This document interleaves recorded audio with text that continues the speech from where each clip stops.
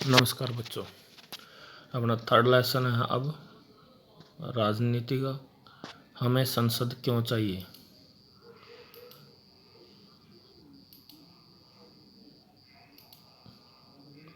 ये बड़ा लेसन है, हमें संसद क्यों चाहिए। हम भारतीयों को इस बात का गर्व है कि हम लोकतांत्रिक व्यवस्था का हिस्सा है। इस अध्याय में हम निर्णय प्रक्रिया की सहभागिता और लोकतांत्रिक सरकार के लिए नागरिकों की सहमति के महत्व के विचार, आपसी संबंधों को समझने की कोशिश करेंगे। यही वो तत्व है जो सम्मिलित रूप से भारत में एक लोकतांत्रिक व्यवस्था का निर्माण करते हैं। इस बात की सबसे अच्छी अभिव्यक्ति संसद के रूप में मिलती है। इस अध्याय में हम देखेंगे कि किस तरह से हमारी संसद देश के नागरिकों को निर्णय और प्रक्रिया में हिस्सा लेने के सरकार के अंकुश रखने की मदद देती है। इसी आधार पर संसद भारतीय लोकतंत्र के सबसे महत्वपूर्ण प्रतीक और संविधान का केंद्रीय तत्व है। यानी कि इसका कहने का अर्थ ये है, यानी कि हमें जो संसद है इसके अंदर सरकार के अंदर जो आम जनता है उसकी भागीदारी किस प्रकार है, किस प्रकार से सरकार के ऊपर जो संसद है वो अंकुश लगाती है। लोगों की भागीदारी के होते हुए लोगों के प्रति संसद के जो सदस्य हैं उनको लोगों के प्रति जवाबदेह किस प्रकार होता है, ये सारी चीज़ें हम इस लेसन के अंदर पढ़ेंगे। और इसको ध्यानपूर्वक देखना बेटे। अब इसके लोगों को फैसला क्यों लेना चाहिए। जैसा कि हम जानते हैं कि भारत 15 अगस्त 1947 को आज़ाद हुआ था। इस आज़ादी के लिए पूरे देश की जनता ने एक लंबा और मुश्किल संघर्ष चलाया था, यानी कि संघर्ष किया था। इस संघर्ष में समाज के बहुत सारे तबकों की हिस्सेदारी थी। इस तरह से पृष्ठभूमि के लोगों ने इसमें भाग लिया था। वे स्वतंत्रता, समानता, निर्णय प्रक्रिया और हिस्सेदारी के विचारों से प्रेरित थे।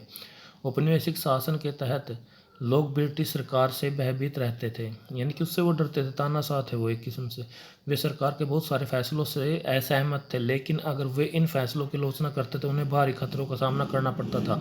यानी कि जिस टाइम अंग्रेज़ों का शासन था उस टाइम में उनको जो सरकार का खिलाफ विरोध करते थे उनको भारी खतरों का सामना करना पड़ता है। मगर आज इतना नहीं है। सरकार अगर गलत है तो जनता आंदोलन करके, हड़ताल करके, हस्ताक्षर अभियान चला करके सरकार का विरोध कर सकते हैं। स्वतंत्रता आंदोलन में ने यह स्थिति बदल डाली। राष्ट्रवादी खुलेआम ब्रिटिश सरकार की आलोचना करने लगे और अपने मांगे पेश करने लगे। 1885 में राष्ट्रीय कांग्रेस ने मांग की कि विधायिका में निर्वाचित सदस्य होने चाहिए। यानी कि जो कांग्रेस का गठन हुआ था 1885 में हुआ था, ये ध्यान रखना आपने। कांग्रेस का गठन कब हुआ? 1885 में। प्रश्न पूछने का अधिकार मिलना चाहिए। 1909 में बने गवर्नमेंट ऑफ इंडिया एक्ट ने, यानी कि गवर्नमेंट ऑफ इंडिया एक्ट कब बना? 1909 में। क्या क्या इसमें दिया गया था? पहली थी निर्वाचन। इसके अंदर क्या क्या प्रावधान दिया था? कुछ हद तक निर्वाचन प्रतिनिधित्व की व्यवस्था को मंजूरी दी गई थी। जो गवर्नमेंट ऑफ इंडिया एक्ट था इसके अंदर ये मंजूरियां दी गई थी। हालांकि ब्रिटिश सरकार के अंतर्गत बनाई गई शुरुआती विधायिका और राष्ट्रवादियों के बढ़ते जा रहे दबाव के कारण बनी थी, लेकिन इनमें से भी सभी वयस्कों को न तो वोट डालने का अधिकार था और न ही आम निर्णय लेने की प्रक्रिया में हिस्सा ले सकते। यानी कि सभी वयस्कों को, जो किशोर थे, उनको वोट डालने का अधिकार नहीं था। जैसा कि आपने पहले अध्याय में पढ़ा कि औपनिवेशिक शासन में अनुभव और स्वतंत्रता के संघर्ष के तहत तरह के लोगों की हिस्सेदारी के आधार पर राष्ट्रवादियों को विश्वास हो गया था कि स्वतंत्र भारत में सभी लोग अपने जीवन को प्रभावित करने वाले फैसलों में हिस्सा लेने की क्षमता रखते हैं। स्वतंत्र दिलाने पर हम एक स्वतंत्र देश के नागरिक बनने वाले थे, लेकिन इसका मतलब यह नहीं था कि सरकार जो चाहे वह कर सकती थी। इसका मतलब था कि अब सरकार को लोगों की ज़रूरतों और मांगों के प्रति संवेदनशील रहना होगा। स्वतंत्रता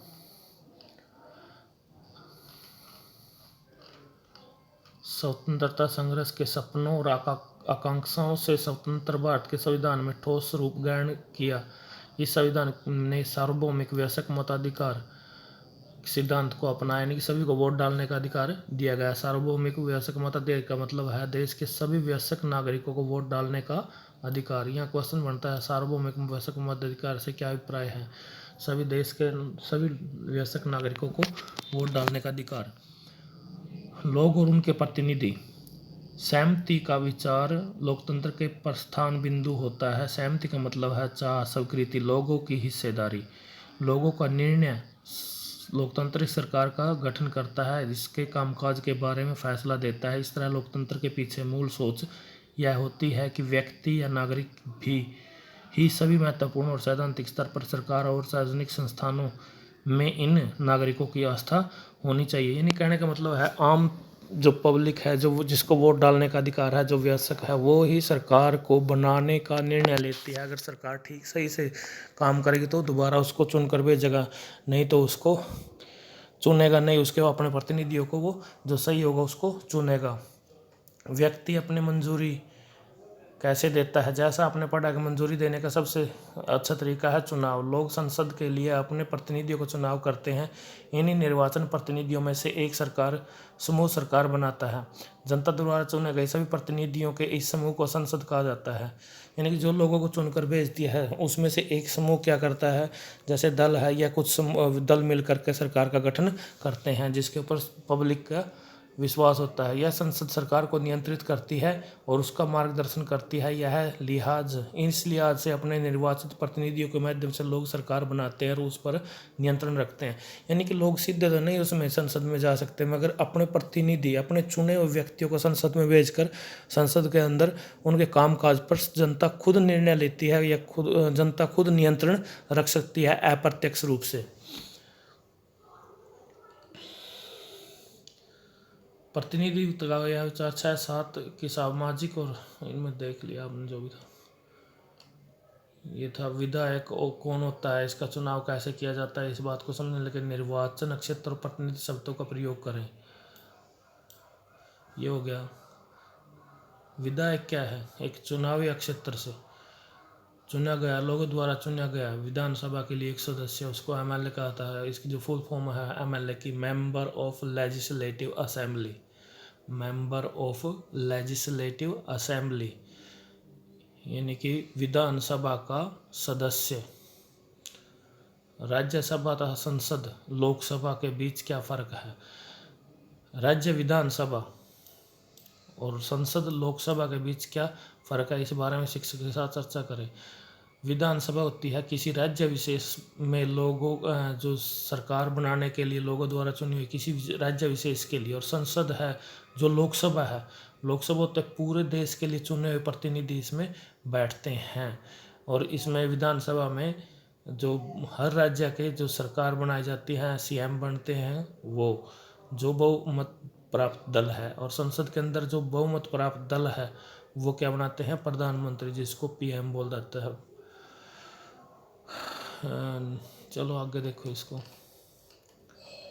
ये हमारा संसद का चित्र है बाहर का। ये संसद इस तरह है, ये चारों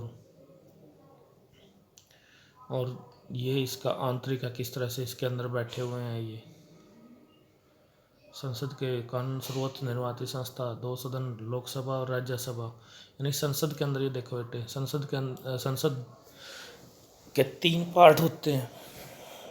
सबसे पहले मैं बताता हूँ संसद के होते हैं 3 पार्ट। संसद के 3 अंग हैं। पहला, चलो मैं नीचे से ही करवाता हूँ। पहला पार्ट 1, 2 और तीसरा।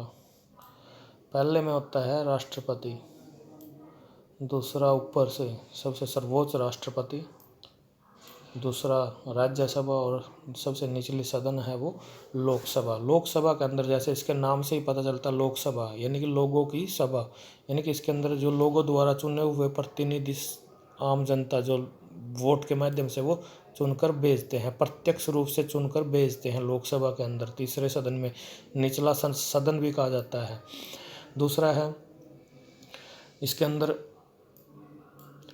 राज्यसभा। राज्यसभा के अंदर जो भी राज्य की विधानसभा हैं, जो हर राज्य की विधानसभा अपने वोटों के माध्यम से राज्यसभा के सदस्यों को चुनकर भेजती है। हर राज्य में राज्यसभा के सदस्यों की संख्या अलग अलग होती है। जैसे मैं हरियाणा का ही नाम ले लेता हूँ। हरियाणा के अंदर लोकसभा के सदस्य हैं 10 और राज्यसभा के सदस्यों की संख्या है 5, यानी कि हर राज्य के अंदर अलग अलग है। लोकसभा के सदस्य 10 जनता चुनकर भेजती है और राज्यसभा के सदस्यों को जो एमएलए हैं यहाँ के वो चुनकर 5 सदस्य भेजते हैं, मगर हर वर्ष नहीं। उसके बाद ये देखो, राज्यसभा में कुल सदस्यों की संख्या 245 होती है और लोकसभा में 545, और अधिकतम हो सकती है इसके अंदर 545 की जगह क्या हो सकती है 552, जो अधिकतम संख्या हो सकती है। जो अब कानून है 552।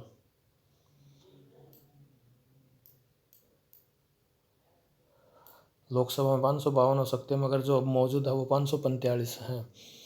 चलो वो बाद में 9th में देखना आप, अभी तो डिटेल ज़्यादा नहीं करेंगे। संसद की भूमिका, संसद की भूमिका आज़ादी के साथ के बाद गठित की गई भारतीय संसद लोकतंत्र के सिद्धांतों में भारतीय जनता की आस्था का प्रतीक है। ये सिद्धांत निर्णय प्रक्रिया और जनता की हिस्सेदारी की सहमति पर आधारित शासन है। हमारी व्यवस्था में संसद के पास महत्वपूर्ण शक्ति है क्योंकि यह जनता का प्रतिनिधित्व करती है। बेटे इसके अंदर जो संसद कही है ना, संसद के अंदर एक वो नहीं है, लोकसभा नहीं है, इसके अंदर तीनों सदन है। जो मैंने बताया था, तीनों अंग हैं, सदन नहीं, तीनों अंग है। पहला है अंग राष्ट्रपति ऊपर वाला, फिर राज्यसभा, उसके बाद लोकसभा, यानी तीनों अंग संसद का जिक्र होगा जब कंप्लीट का। ये तीनों ही भाग होंगे क्योंकि यह जनता का प्रतिनिधित्व करती है। लोकसभा के लिए इसी तरह के चुनाव होते हैं जिस तरह राज्यसभा के लिए चुनाव होते हैं, सॉरी, लोकसभा के लिए भी उसी तरह से चुनाव होते हैं जिस तरह से विधानसभा के चुनाव होते हैं, यानी कि लोगों द्वारा चुनी जाती हैं। आमतौर पर लोकसभा के लिए हर 5 वर्ष के बाद चुनाव किए जाते हैं। जैसा कि पृष्ठ 41 पर दिए गए नक्शे से दिखाया गया, देश के बहुत सारे निर्वाचन क्षेत्रों में बांटा गया है। प्रत्येक निर्वाचन क्षेत्र में एक व्यक्ति को संसद में भेजा जाता है। चुनाव लड़ने वाले उम्मीदवार आमतौर पर विभिन्न राजनीतिक दलों के सदस्य होते हैं, यानी किसी भी राजनीतिक दल से भी हो सकता है, वो आज़ाद भी हो सकता है, निर्दलीय बोलते हैं उसको, वो चुनाव लड़ सकते हैं। प्रत्येक भारत का नागरिक,